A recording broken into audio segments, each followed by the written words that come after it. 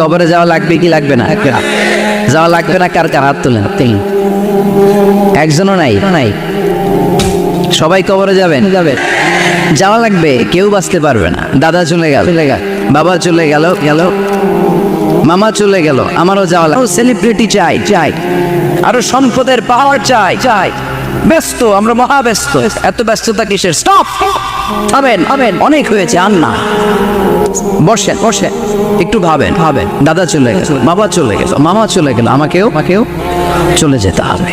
মাঝে মাঝে কবরস্থানে যাবেন, যে একটু দেখবেন এই কবরস্থানে শিশুরা শুয়ে আছে, কিশোররা শুয়ে আছে, আপনার মতো তাগড়া যুবকরা শুয়ে আছে, ওদেরও রক্ত গরম ছিল আপনার মতো। আজরা নাই, সব শেষ। আপনাকেও যেতে হবে। এই কবরে আমাদেরকে যেতে হবেই। কবরের প্রশ্নের উত্তর দিতে হবে। চিল্লায় বলেন ঠিক কিনা? কবরে প্রথম প্রশ্ন করা হবে, মার রব্বুক, তোমার রবের নাম কি? আমাদের রব কে? ওমা দীনুক, তোমার ধর্মের নাম কি? আমাদের ধর্মের নাম কি? বিশ্বনবীর চেহারা দেখিয়ে বলা হবে, এই লোকটাকে তুমি চিনো কিনা? চিনি না আমরা? আমাদেরকে জিজ্ঞেস করা হবে, রব কে? বলবো আল্লাহ। ধর্ম কি? বলবো ইসলাম। এই লোকটারে চিনো নাকি? আমরা বলবো চিনি, আমাদের প্রাণের নবী মুহাম্মদ সাল্লাল্লাহু আলাইহি। তিনটা প্রশ্নের উত্তর করতে পারলে এডিশনাল আর একটা প্রশ্ন, ওমা ইলমুক। এই তিনটা প্রশ্নের উত্তর জানলা কেন? নকল করছে নাকি? বাংলাদেশে নকল আছে না? নাই।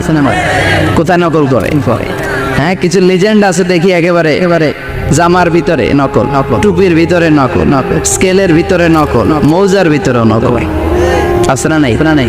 কথা বলেন। ফেরেশতারা বলবে, তুমি তিনটা প্রশ্নের উত্তর করলে কি করে? আপনাকে বলতে হবে, আমি কোরআন থেকে শিখেছি, আমি হাদিস থেকে জেনেছি। চিল্লায় বলেন ঠিক কিনা? তখন ফেরেশতারা বলবে, আহলান ওয়া সাহলান, মারহাবান, কংগ্রাচুলেশন, তুমি উত্তর করতে পেরেছো। ইফসাহু লাহু কবরুহু ৭০ যিরান, আপনার কবরটারে ৭০ হাত লম্বা বানিয়ে দেয়া হবে। ইফতাহু লাহু বাবুন ইলাল জান্নাহ, জান্নাতের দিকে দরজা করে দেয়া হবে। ইউলবাসু মিন লিবাসিল জান্নাহ, জান্নাতের পোশাক পরিয়ে দেয়া হবে। আর